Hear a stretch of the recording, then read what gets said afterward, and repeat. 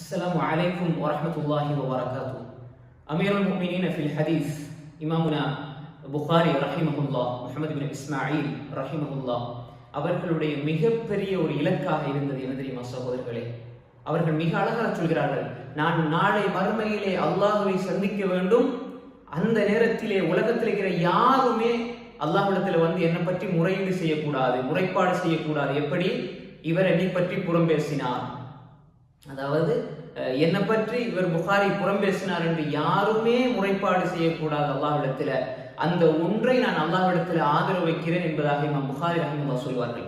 அப்படி என்ன, இந்த உலகத்துல நான் யாரை பத்தியும் தப்பா பேசக்கூடாது, உலகத்துல நான் யாரை பத்தியுமே குறை பேசிவிடக்கூடாது, யாரை பற்றியும் புறம் பேசிவிடக்கூடாது என்பதை மிகப்பெரிய இலக்காக இமாமுனா புகாரி ரஹிமஹுல்லாஹ் அவர்கள் வைத்திருக்கிறார்கள். சகோதரர்களை வைத்திருந்தார்கள்.